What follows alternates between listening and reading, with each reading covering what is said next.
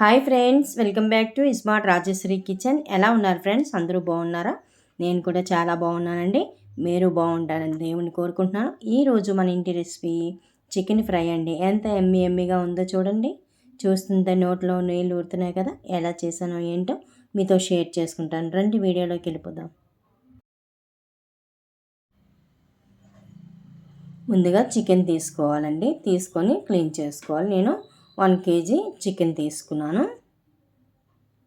చూసారు కదా, నీట్గా క్లీన్ చేసుకోవాలి. తర్వాత స్టవ్ వెలిగించి గిన్నె పెట్టి ఆయిల్ వేసుకొని ఉల్లిపాయ, పచ్చిమిర్చి, కరివేపాకు వేసుకొని వేగిన తర్వాత మనం క్లీన్ చేసుకున్న చికెన్ వేసుకోవాలి. దాంట్లో వాటర్ పోయినంత వరకు అలాగా వేపుకోవాలి. చూడండి, వాటర్ వచ్చింది కదా, వాటర్ అంతా ఇంకిపోతుంది. ఇందులో ఇప్పుడు కొద్దిగా పసుపు వేసుకోండి. 1/2 టీ స్పూన్ పసుపు, అలాగే తగినంత సాల్ట్ వేసుకోండి. కొద్దిగా వేసుకోండి, తర్వాత కావాలంటే లాస్ట్లో చూసుకొని వేసుకోవచ్చు. అలా వాటర్ ఇంకినంత వరకు మగ్గనివ్వాలన్నమాట. చూసారా, వాటర్ అంతా ఇంకిపోయి ఆయిల్ బయటకు వచ్చింది. ఇప్పుడు మసాలా పేస్ట్ వేసుకుందాం. పౌడర్ అయినా వేసుకోవచ్చు.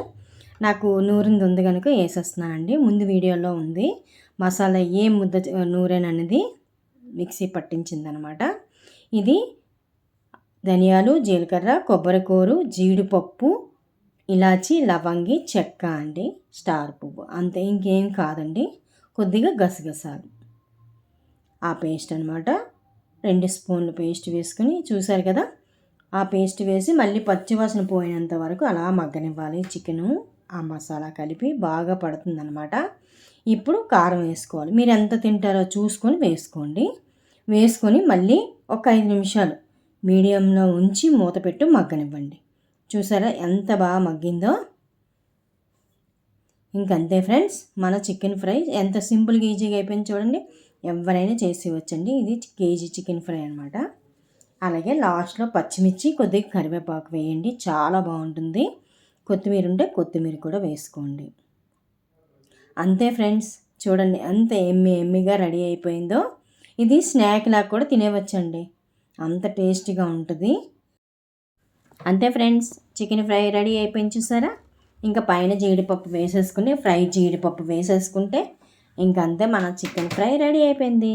కమ్మటి రసం చేసేసుకోండి. టమాటా రసం కానీ, మిరియాల రసం కానీ, అలాగే చింతపండు రసం కానీ చేసి ఈ ఫ్రై పెట్టుకొని తినండి. అదిరిపోతుంది టేస్ట్. ఇంకా మాట్లాడడం మరలేదు. కాముగా తినేస్తారు. ప్లేట్ మొత్తం ఒకడే తినేస్తారు, అంత కమ్మగా ఉంటుంది. అంతే ఫ్రెండ్స్, మీకు ఈ వీడియో నచ్చితే లైక్ చేయండి, షేర్ చేయండి, సబ్స్క్రైబ్ చేయండి. మీరు చేసుకొని మీకు ఎలా వచ్చిందో కామెంట్ ద్వారా కామెంట్ చేయండి friends. Thank you for watching. Bye friends, మళ్ళీ మంచి వీడియోతో కలుస్తా. Bye bye.